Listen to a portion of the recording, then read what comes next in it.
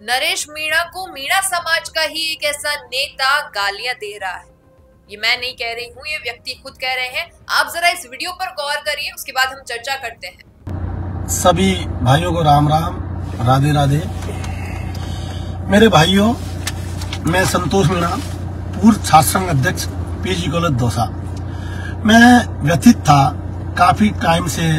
एक हमारे युवा नेताजी 40 साल का युवा था, लेकिन वो एक युवाओं के भविष्य को जो खराब करने, उनका जो भविष्य है उनको खराब जिस तरीके से वो कर रहे हैं, मैं भगत सिंह सेना बनाऊंगा, मैं ये बनूंगा, वो उसने समाज के मतलब समाज को जो गंगा जी ले जाने के जो काम कर रहा है, उसका नाम हमारी सम्माननीय मेरे बड़े भाई पूर्व महासचिव राजस्थान कॉलेज, राजस्थान विश्वविद्यालय नरेश मीणा जी।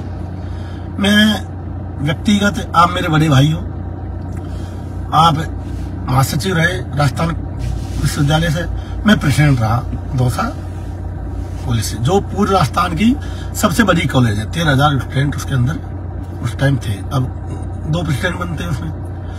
आप कहते हो, मेरा आपसे एक निवेदन है, आप सांसद बनो, आप मुख्यमंत्री बनो, आप प्रधानमंत्री बनो, लेकिन इस समाज को, जिस समाज में हमने जन्म लिया है, इस समाज को गाली मत दो और गाली मत निकलवाओ। सुना आपने?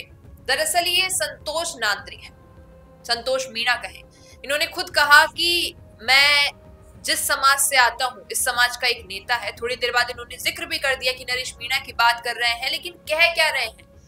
दरअसल आपको मैंने एक छोटा सा क्लिप दिखाया, लेकिन इनका वीडियो बड़ा लंबा सा था, मतलब 20 से 22 मिनट का एक वीडियो था, जिस पर ये लगातार नरेश मीणा के बारे में कई बातें कह रहे थे।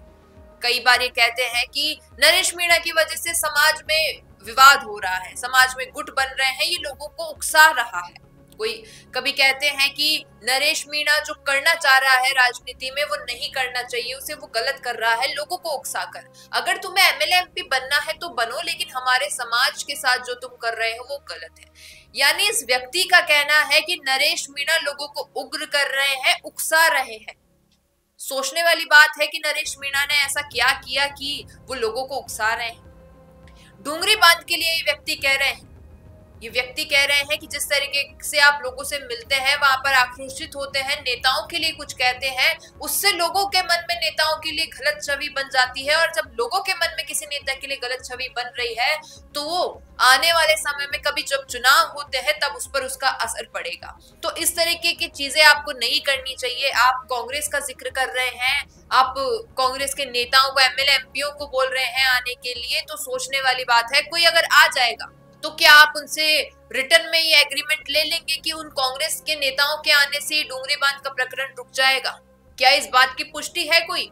आप लगातार समाज में जा जाकर लोगों से मिल रहे हैं, 2 समाज के बीच में एकता लाने का प्रयास कर रहे हैं, लेकिन आप सोचिए आप खुद ही के समाज पर कितना बुरा प्रभाव डाल रहे हैं इस तरीके के शब्दों का प्रयोग करके। नरेश मीणा जब किसी सामाजिक स्थल पर जाते हैं, लोगों से मिलते हैं, तो वो ज्यादा से ज्यादा अपने उन मुद्दों को उठाते हैं जिससे वो भ्रष्टाचार के खिलाफ लड़ रहे हैं। बात करें समराव थप्पड़ कांड की, बात करें झालावाड़ में जिन बच्चों के मुआवजे के लिए नरेश मीणा इतने दिन अनशन पर रहे, उनके लिए लड़ रहे हैं, उनके मुआवजे के लिए इतनी बड़ी रकम इकट्ठा की, इन सभी मुद्दों को हाईलाइट करते हैं। अब हाल ही में वो डूंगरी बांध को लेकर जितना लोगों से मिल रहे हैं, उन्हें जागरूक कर रहे हैं कि ये बांध इन समाज के लोगों को, इन गांव के लोगों को, इस क्षेत्र के लोगों को कितना प्रभावित कर रहा है। इस बात पर वो लोगों से मिल रहे हैं और चाह रहे हैं कि कोई भी नेता जो कांग्रेस से जुड़े हैं, क्योंकि उन्होंने खुद कहा कि कांग्रेस के तमाम एमपी और एमएलए से कहता हूं, तो वो कह रहे हैं कि मेरे साथ जुड़ो और इस बात पर गौर करो कि अभी जनता को तुम्हारी जरूरत है, क्योंकि अगर तुम वोट के वक्त आओगे तो जनता उस वक्त फूलों की नहीं चप्पलों की माला पहनाएगी। और इसी प्रकार नरेश मीणा नेताओं को बुलाने की मांग कर रहे हैं, लेकिन जो ये नेता मीणा समाज से है, संतोष मीणा, ये कह रहे हैं नरेश मीणा के लिए अपशब्द। आपको क्या लगता है, एक ही समाज के 2 नेता इस तरीके से जब राजनीति में उतर रहे हैं, जब एक नेता दूसरे नेता को गालियां दे रहा है, ये किस हद तक सही है और गलत है?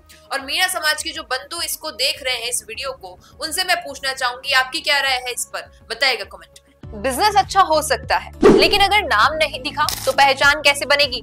अब टेंशन छोड़िए, द फैक्ट इंडिया आपके बिजनेस को देगा वो पहचान जो पूरे राजस्थान में हर किसी तक पहुंचे। न्यूज चैनल पर विज्ञापन, पॉडकास्ट और प्रमोशन के जरिए आप सीधे 5 लाख सब्सक्राइबर और 10 करोड़ से ज्यादा व्यूज तक अपनी पहुंच बना सकते हैं। तो देर किस बात की, आज ही द फैक्ट इंडिया से जुड़िए और अपने बिजनेस को बनाइए हर घर का नाम।